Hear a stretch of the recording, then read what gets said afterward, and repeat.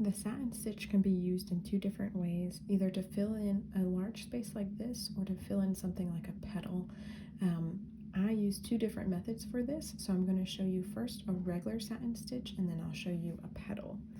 We're going to start by splitting our piece here in half. So we're just bringing our floss up through the back and going straight down. Use your finger, use your needle to kind of straighten it out if you need to. Now I'm going to come back to the top, right next to that first stitch. And I'm just going to go back down again, going right to the left of that previous stitch.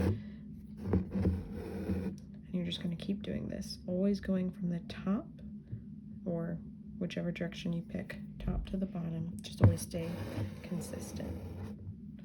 Whether it's left to right, always going left to right, left to right, left to right, or depending on the shape that it is, it might be something funky, who knows.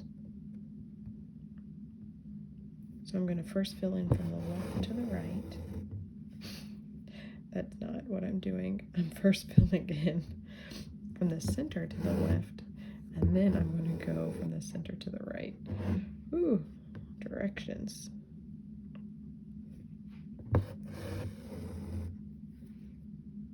And the reason why you always want to come from the top or from the same direction is that you always want your floss to be being kind of pulled in the same way. So as you know, if you notice, this floss all down here is kind of being pulled, below is being pulled up a little bit.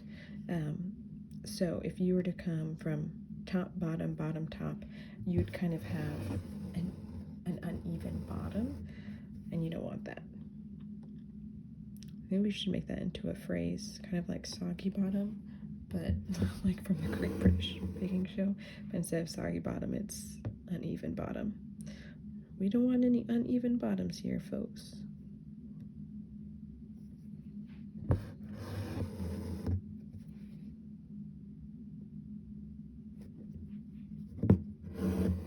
Okay, so now I'm going to come back over here, and we're going to go from the center to the right.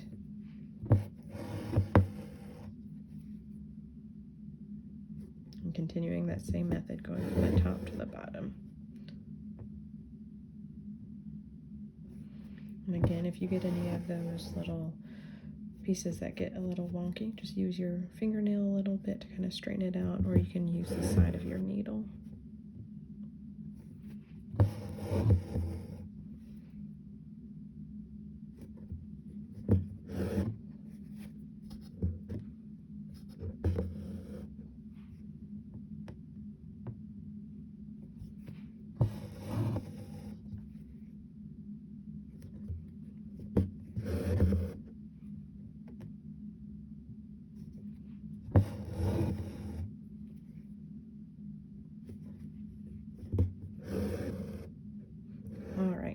So that's just a regular satin stitch.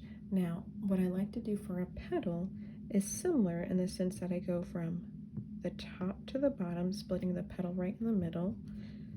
If I bring my needle up in the right spot.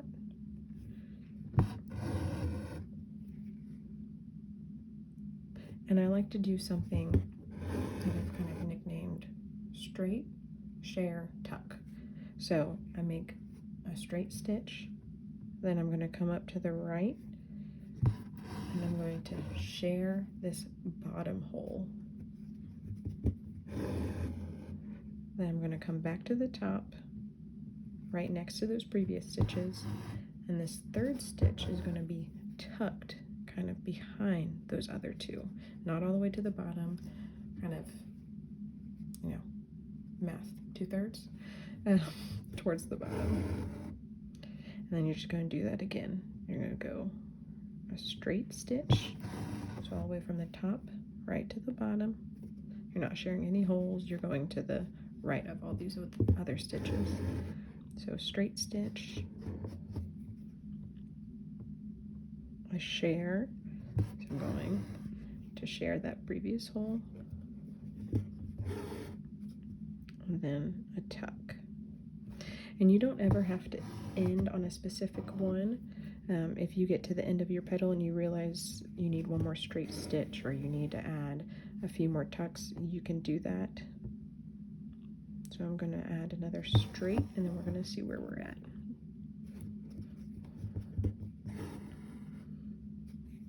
So I think I'll do one more, and I'll do the share, and I think that will be good. Yeah, so now I'm going to go back over here to the left, and since this first one is a straight, this one to the left is going to be a share, and I'm going to try and share that same pull from that very first stitch we made right there in the middle. So share, tuck,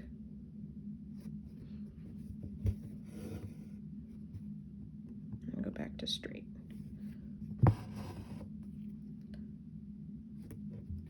Straight,